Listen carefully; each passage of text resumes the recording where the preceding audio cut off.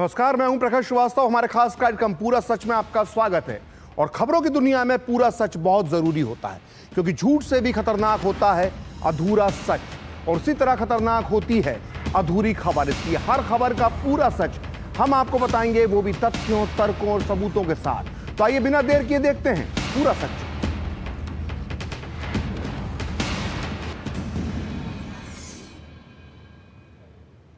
पूरा सच यानी पूरी खबर। आज पूरा सच में हम बात करेंगे कि योगी के एक नारे से कैसे तिलमिला रहे हैं कांग्रेस के नेता। इसलिए पूरा सच में आज पहला मुद्दा होगा कि सीएम योगी के नारे बटोगे तो कटोगे पर फिर बौखलाए कांग्रेस अध्यक्ष खड़गे। आतंकवादी से कर दी सीएम योगी की तुलना। आज पूरा सच में बताएंगे आखिर क्या है कांग्रेस की इस कुंठा की कहानी। आज पूरा सच में दूसरा मुद्दा होगा तिलमिलाई पार्टी के बौखलाए अध्यक्ष खड़गे ने भगवा पर उठाए सवाल। साधु संतों की आपत्तिजनक टिप्पणी उन्होंने की है भगवा से तुलना करके, और बीजेपी ने कांग्रेस को बताया हिंदू विरोधी। आज पूरा सच में जानेंगे कि क्या सही में कांग्रेस के डीएनए में है हिंदू विरोध। आज पूरा सच में तीसरा मुद्दा होगा मतदान से पहले झारखंड में जनसंख्या संतुलन बना एक बड़ा मुद्दा। आज पूरा सच में आपको बताएंगे कि झारखंड के संथाल इलाके में क्यों बढ़ रही है मुस्लिम आबादी और क्यों घट रही है आदिवासियों की संख्या। तो बटोगे तो कटोगे, सीएम योगी का यह नारा इस वक्त भारतीय राजनीति का सबसे सुपरहिट नारा बन चुका है, और यही वजह है कि इस नारे से कांग्रेस का हर छोटा बड़ा नेता तिलमिलाया हुआ है। और सबसे ताजा उदाहरण है कांग्रेस के राष्ट्रीय अध्यक्ष मल्लिकार्जुन खड़गे, जो लगातार इस नारे को लेकर सीएम योगी पर हमला कर रहे हैं। लेकिन आज उन्होंने सारी हदें पार कर दी। झारखंड के पलामू में एक चुनावी सभा को संबोधित करते हुए खड़गे ने यूपी के सीएम योगी आदित्यनाथ की तुलना आतंकवादियों से कर दी।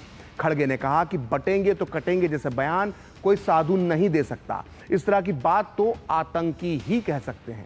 इतना ही नहीं, खड़गे ने कल मुंबई में संविधान बचाओ सम्मेलन में सीएम योगी का नाम लिए बिना उन पर निशाना साधा था और कहा था कि कई नेता साधुओं के भेष में रहते हैं और वो अब राजनेता बन गए हैं, और कुछ तो मुख्यमंत्री भी बन गए हैं। वो गेरुआ कपड़ा पहनते हैं और उनके सर पर बाल नहीं है। खड़गे ने कहा कि मैं बीजेपी से कहूंगा कि अगर आप सन्यासी हैं और गेरुआ कपड़े पहनते हैं तो राजनीति से बाहर चले जाएं। खड़गे के इस बयान पर बीजेपी के नेता हमलावर हो गए हैं। वहीं देश भर के संत समाज से भी तीखी प्रतिक्रिया सामने आई है, वो हम आपको आगे बताएंगे। लेकिन पहले सुनते हैं कांग्रेस अध्यक्ष खड़गे का बयान। कौन एक साधु के बेस में रहते हैं, लेकिन अच्छे पॉलिटिशियंस बन गए हैं, चीफ मिनिस्टर भी बने हैं। ऐसे एक नेता है जो बीजेपी ने पैदा की है। मैं ये कह रहा हूं उनको, बीजेपी को, या तो सफेद कपड़े डाल, या तो सन्यासी कपड़े डालते हो, गेरुआ डालते हो, पॉलिटिक्स से बाहर हो जाओ। उसकी पवित्रता क्या रही? एक तरफ गेरुआ कपड़े डालते हो, दूसरों को उपदेश करते हो, बटेंगे तो कटेंगे बोलते हो, और ये क्यों डाले? अरे आपका काम तो है सबको जोड़ना, सबसे प्रेम से बात करना, सबको एक रखना। वो सब छोड़ के इन्होंने आराम में बड़े बड़े गाड़ियां लेके घूम रहे और गरीबों की बात करते हैं और लोगों में विष भर रहे हैं, तोड़ने का काम कर रहे हैं। तो कांग्रेस अध्यक्ष खड़गे के इस बयान पर बीजेपी ही नहीं बल्कि उसके सहयोगी दलों ने भी हमला बोल दिया है। उत्तर प्रदेश के उप मुख्यमंत्री ब्रजेश पाठक ने जहां इसे कांग्रेस की पुरानी मानसिकता करार दिया, वहीं जेडीयू और सुहेलदेव भारतीय समाज पार्टी जैसे एनडीए के सहयोगी दलों ने भी कांग्रेस को आईना दिखाने में देर नहीं की।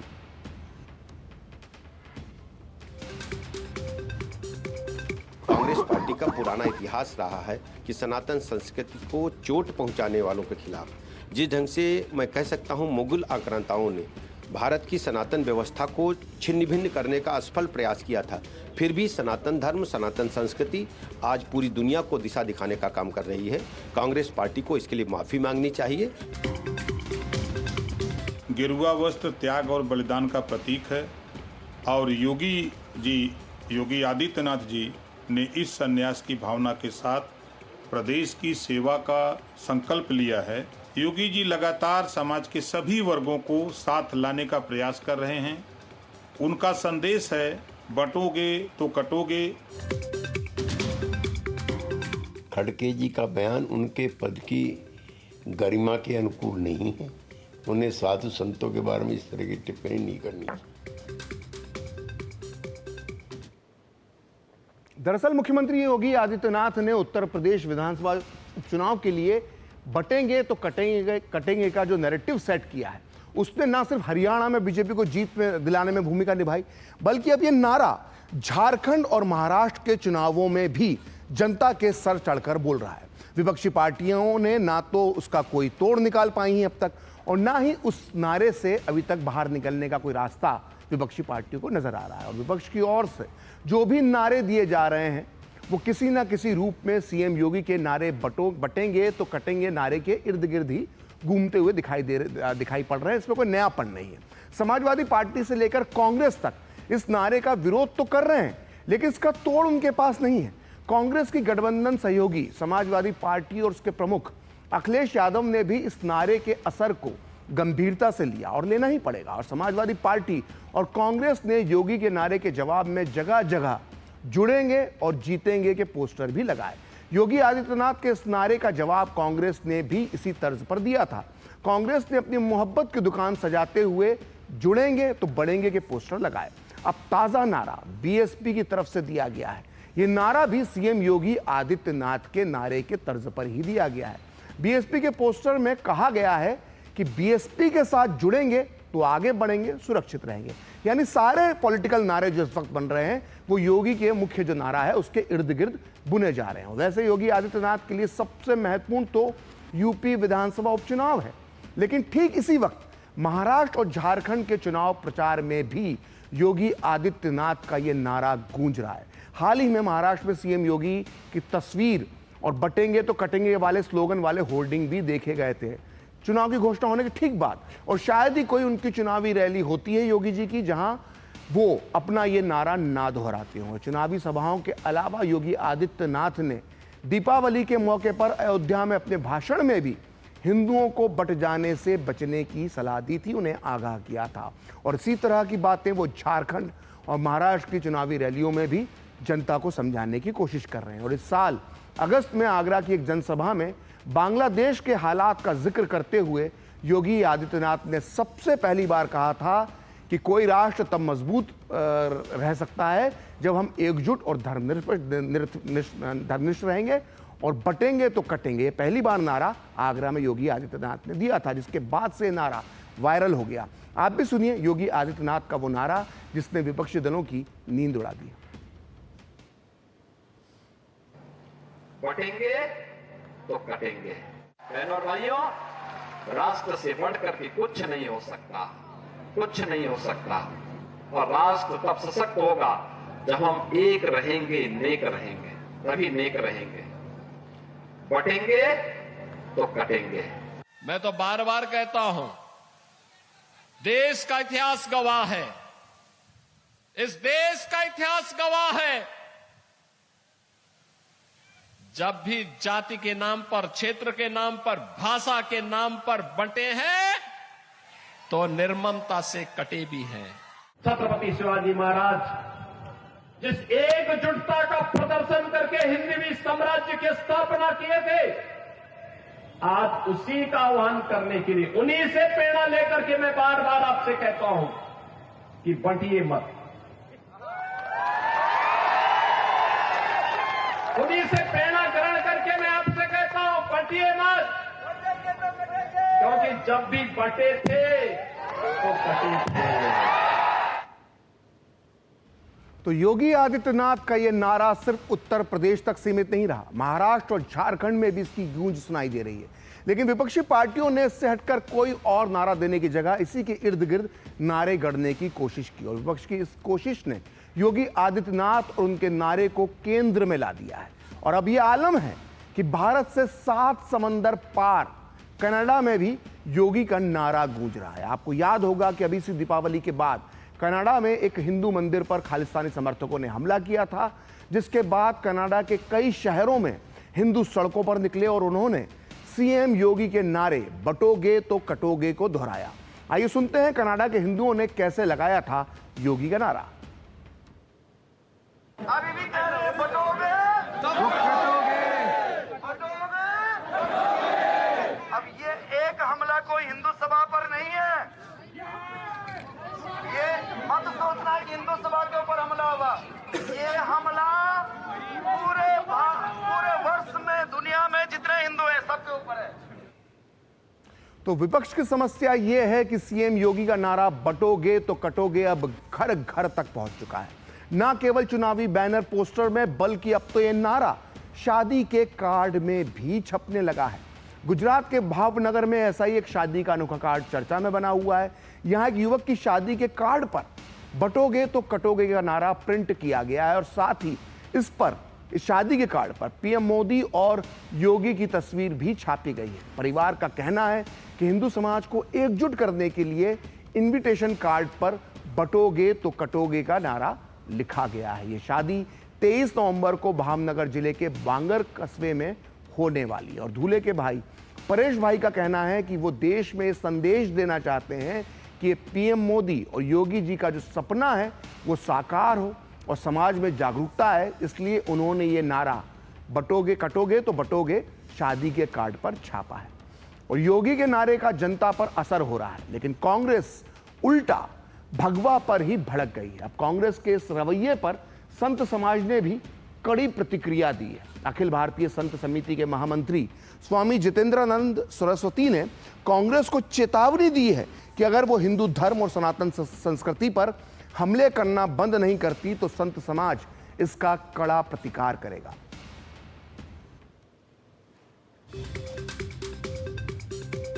कांग्रेस अध्यक्ष मल्लिकार्जुन खड़गे के द्वारा देश के श्रद्धेय प्रधानमंत्री, गृह मंत्री और भगवा वस्त्रधारी उत्तर प्रदेश के मुख्यमंत्री योगी आदित्यनाथ जी के बारे में दिया गया बयान बेहद घटिया और निंदनीय है।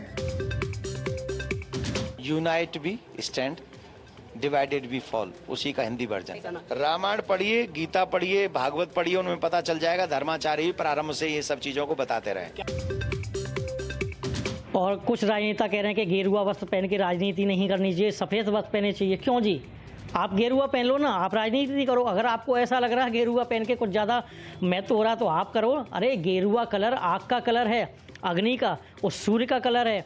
इनकी सोच, इनकी मानसिकता बहुत ही दूषित है, बहुत ही संकीर्ण है। इनकी विचारधारा इतनी बुरी है कि ये सनातन धर्म को जो अभी तक समझ नहीं रहे थे, आज वो अपनी हैसियत देख रहे हैं। तो कांग्रेस अध्यक्ष खड़गे के ताजा बयान को हिंदू विरोधी बताया जा रहा है। ऐसे में एक बार कांग्रेस फिर कटघरे में खड़ी हो गई है। बीजेपी हमेशा से कांग्रेस को हिंदू विरोधी बताती रही है और इसके पीछे कांग्रेस नेताओं के वो बयान है जिनकी वजह से बीजेपी को कांग्रेस को हिंदू विरोधी कहने का मौका मिल जाता है। दरअसल राहुल गांधी से लेकर खड़गे तक आए दिन कांग्रेस के नेता हिंदू विरोधी बयान देते रहते हैं और 2024 के चुनाव के बाद 1 जुलाई 2024 को राहुल गांधी ने संसद में हिंदुओं को हिंसक बताया था।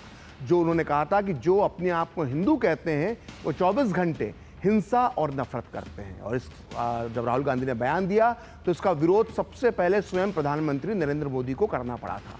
हालांकि बाद में राहुल गांधी ने अपने इस बयान पर सफाई भी दी थी। इसी तरह 18 मार्च 2024 को एक जनसभा को संबोधित करते हुए राहुल गांधी ने कहा था कि हिंदू धर्म में एक शब्द है शक्ति, हम एक शक्ति के खिलाफ लड़ रहे हैं। यह भी हिंदू विरोधी नारा माना गया, हिंदू विरोधी बयान माना गया। वहीं 22 सितंबर 2023 को राहुल गांधी ने कहा था कि मंदिर की मूर्तियों की तरह यह संसद भी शक्तिहीन है। जबकि इससे काफी पहले 20 अगस्त 2014 को राहुल गांधी ने कहा था कि जो लोग मंदिर जाते हैं वो मंदिर में जाकर मत्था टेकते हैं और जो आपको मां बहन कहते हैं वही लोग आपको बस में छेड़ते हैं। इतना बेबुनियाद आरोप मंदिर जाने वाले भक्तों पर राहुल गांधी ने लगाया था। उसको लेकर तब बहुत विवाद हुआ था। इसके अलावा श्री राम और उनके अयोध्या में मंदिर को लेकर भी कांग्रेस की सोच पर लगातार सवाल उठते रहे हैं। 2007 में यूपीए सरकार ने कोर्ट में श्री राम को काल्पनिक बताया था। यह मामला राम सेतु को तोड़ने वाले एक प्रोजेक्ट से जुड़ा हुआ था और एक बार जयराम रमेश ने कहा था कि राजीव गांधी सरकार ने राम मंदिर के ताले खुलवाकर गलती की। इसके अलावा 2020 में राम मंदिर भूमि पूजन रोकने के लिए साकेत गोखले ने एक याचिका लगाई थी।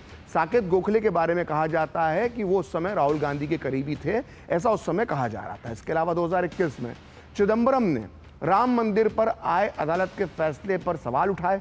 चिदंबरम ने कहा था कि हिंदुओं के पक्ष में आए इस फैसले का कानूनी आधार बहुत संकीर्ण है। इसके अलावा मणिशंकर अय्यर ने भगवान राम के जन्म स्थान को लेकर ही सवाल उठा दिया था। मणिशंकर अय्यर ने कहा था कि राजा दशरथ के महल में 10,000 कमरे थे, राम किस कमरे में पैदा हुए थे ये कैसे पता होगा। इसके अलावा कांग्रेसी सांसद कुमार केतकर ने 2020 में प्रभु श्री राम को काल्पनिक बताया था। वहीं कांग्रेस के एक और बड़े नेता राशिद अल्वी ने जय श्री राम कहने वालों की तुलना राक्षस से की थी। तो ये है कांग्रेस के नेताओं के हिंदू विरोधी बयानों की पूरी लंबी लिस्ट। और कांग्रेस की राम विरोधी छवि ने पार्टी को काफी नुकसान पहुंचाया है। अभी हाल ही में राहुल गांधी ने अयोध्या के राम मंदिर के प्राण प्रतिष्ठा समारोह को नाच गाना बताया था। आइए आपको सुनाते हैं नेता प्रतिपक्ष और कांग्रेस के नेता राहुल गांधी के वो सनातन विरोधी बयान जिन पर पहले ही काफी विवाद हो चुका है। अयोध्या में वो हारे क्यों? अयोध्या में मंदिर खोला, वहां अदानी दिखे, अंबानी दिखे, अमिताभ बच्चन दिखे, बॉलीवुड पूरा दिख गया, मगर गरीब किसान एक नहीं दिखा आपको वहां पे। आपने किसी बढ़ई को देखा, किसान को देखा, मजदूर को देखा? कोई नहीं। डांस गाना चल रहा है, प्रेस वाले हाय हाय हाय कर रहे हैं, नाच गाना चल रहा है, डांस चल रहा है। ये रियलिटी आपकी।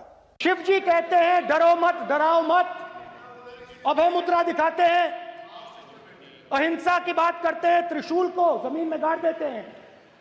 और जो लोग अपने आप को हिंदू कहते हैं वो 24 घंटा हिंसा हिंसा हिंसा, नफरत नफरत नफरत।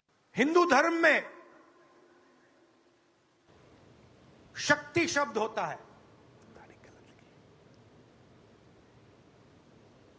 हम शक्ति से लड़ रहे हैं। तो सुना आपने राहुल गांधी वोट बैंक के लिए किस तरह हिंदू धर्म और उसके प्रतीकों का अपमान करते रहे, लेकिन क्या कभी उन्होंने इसी तरह की बयानबाजी दूसरे धर्म के लोगों के लिए की है? ये सवाल सोचने वाला है। इस पर बीजेपी प्रवक्ता शहजाद पूनावाला ने सवाल उठाए। कांग्रेस अध्यक्ष खड़गे से उन्होंने पूछा है कि जो बयान उन्होंने सनातन धर्म के साधुओं के लिए दिया है, क्या कभी वो बयान, ऐसा ही बयान मौलाना और मौलवी के बारे में ऐसा कह सकते हैं, ऐसा बयान दे सकते हैं? कांग्रेस का सनातन विरोधी, हिंदू विरोधी डीएनए है। ये वही खड़गे जी है जिन्होंने कहा था कि मोदी जी जीतेंगे तो सनातन आ जाएगा। इनके बेटे ने कहा था सनातन बीमारी है। इनके साथी ने कहा था सनातन समाप्त होना चाहिए। हिंदू धर्म को अमूमन ये लोग अपमानित करते हैं, गाली गलौज करते हैं। मठाधीश को माफिया अखिलेश यादव ने बोला था, मठाधीश बांटेंगे काटेंगे बोला था। अब खड़गे जी को गेरुआ पहनने वाले या भगवा पहनने वाले साधु संतों से समस्या है। वो कहते हैं कि साधु संतों को जो है राजनीति में या सार्वजनिक सेवा में नहीं होना चाहिए। क्या ऐसा बयान वो मौलवियों के बारे में देंगे? क्या वो बोलेंगे मौलानाओं को और मौलवियों को टोपी लगाकर नहीं आना चाहिए? नहीं बोलेंगे।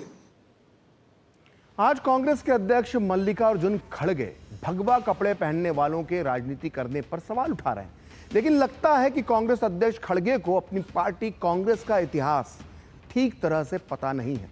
यह हम ऐसे ही नहीं कह रहे। आजाद भारत में भगवा पहनने वाले किसी संत की चुनावी राजनीति में एंट्री करवाने का श्रेय कांग्रेस को ही जाता है। इतना ही नहीं, आजादी के ठीक 1 साल बाद कांग्रेस ने अपने ही एक पूर्व दिग्गज नेता को, एक महान नेता को चुनाव में हराने के लिए भगवा पहनने वाले संत को कांग्रेस पार्टी के चुनावी चिन्ह पर चुनावी मैदान में उतारा था। आइए अब आपको विस्तार से बताते हैं कांग्रेस पार्टी का ये ऐतिहासिक पूरा सच। तो बात 1948 की है। अयोध्या के निकट फैजाबाद में विधानसभा का उपचुनाव हो रहा था। कांग्रेस से इस्तीफा देने के बाद आचार्य नरेंद्र देव फैजाबाद सीट से चुनाव लड़ रहे थे। आचार्य नरेंद्र देव कांग्रेस के एक बहुत बड़े नेता थे, इतने बड़े नेता कि गांधी जी उन्हें आजादी के बाद कांग्रेस का पहला राष्ट्रीय अध्यक्ष बनाना चाहते थे, लेकिन उन्हें चुनाव हरवाने के लिए कांग्रेस ने फैजाबाद सीट से एक हिंदू संत बाबा राघव दास को कांग्रेस के टिकट पर चुनावी मैदान में उतार दिया। इसमें कुछ भी गलत नहीं था, लेकिन बाबा राघव दास क्योंकि स्वतंत्रता सेनानी थे, लेकिन कांग्रेस ने इस चुनाव में उनकी साधु वाली छवि पर फोकस किया, उसी साधु वाली छवि का इस्तेमाल किया और समाजवादी रुझान के दिग्गज नेता आचार्य नरेंद्र देव को कांग्रेस ने धर्म विरोधी और नास्तिक कहकर प्रचारित किया पूरे इस चुनाव के दौरान पूरे इलाके में। और चुनावी पोस्टरों में इस चुनाव को राम रावण के बीच लड़ाई की तरह बताया गया।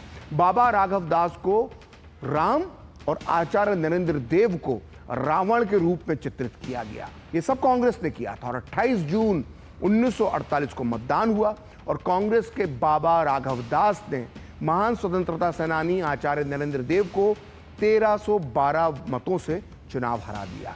तो ये किस्सा बताता है कि आजाद भारत में राजनीति में भगवा की एंट्री कैसे हुई और किसने इस एंट्री में सबसे बड़ी भूमिका निभाई। तो आइए फिर आते हैं वर्तमान पर।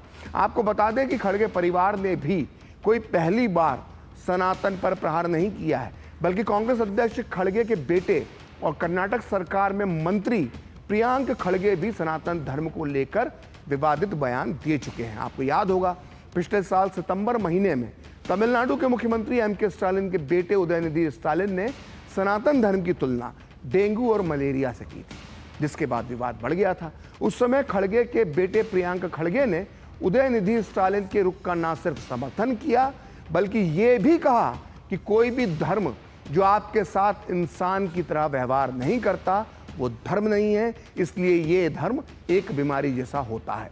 आप भी सुनिए उन्होंने क्या कहा था।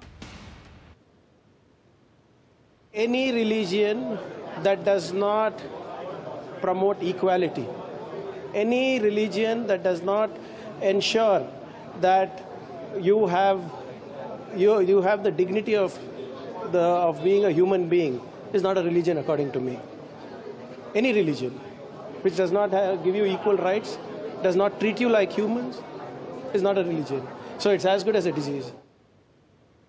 तो खड़गे परिवार की इसी तरह की सनातन विरोधी बयानबाजी को लेकर कांग्रेस के पूर्व नेता आचार्य प्रमोद कृष्णम ने मल्लिकार्जुन खड़गे पर करारा प्रहार किया है। उन्होंने कहा कि खड़गे सिर्फ नाम के हिंदू हैं, लेकिन उनके कर्म तो हिंदुओं वाले बिल्कुल भी नहीं लगते। उन्होंने कहा कि जिस तरह से वे बयान दे रहे हैं, इससे लगता है कि वो सनातन से चिढ़ गए हैं और सनातन से चिढ़ने वाले किसी भी व्यक्ति को भारत में राजनीति करने का अधिकार नहीं।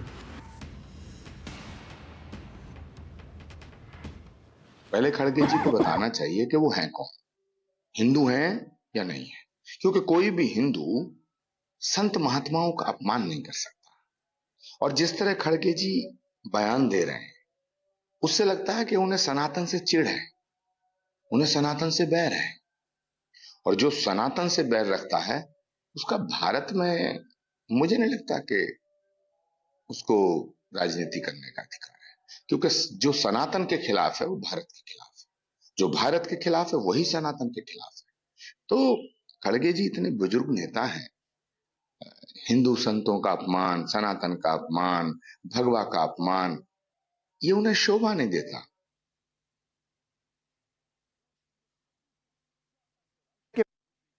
पहले चरण के मतदान से पहले झारखंड में बांग्लादेशी घुसपैठ कितना बड़ा मुद्दा बन चुका है।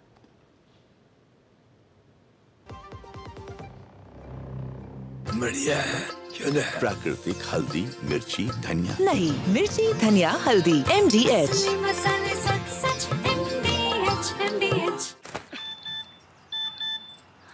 हो गया इंतजाम।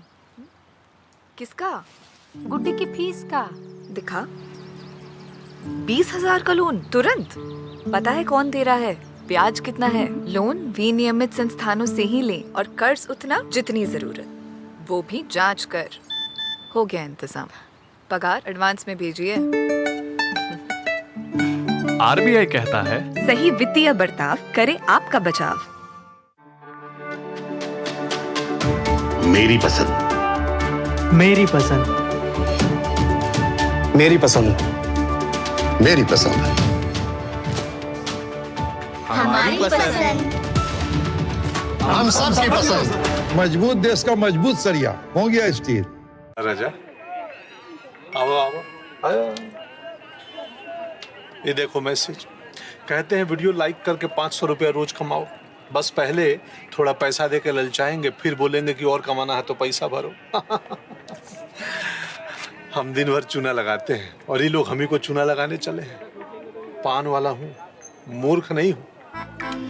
याद रहे, यूपीआई कहता है कि अगर कोई आसान कमाई का लालच दे तो कहो मैं मूर्ख नहीं हूँ। Muthoot finance gold overdraft. अपने सोने को हमारे सुरक्षित लॉकर्स में डिपॉजिट कीजिए। उस सोने पर 24/7 क्रेडिट लाइन लीजिए और फिर पैसे एक बार लीजिए या बार बार, आपके हाथ में है। कम या ज्यादा आपके हाथ में है, घर में या ब्रांच में आपके हाथ में है। और जानते हैं सबसे बड़ी बात, ब्याज सिर्फ उतने ही दिन का भरिए जितने दिन पैसे इस्तेमाल कीजिए। जी हाँ, मुथूट फाइनेंस गोल्ड ओवरड्राफ्ट। आज ही कॉल कीजिए 1-800-313-1212। गोल्ड लोन कमाल, बाकी लोन बेमिसाल।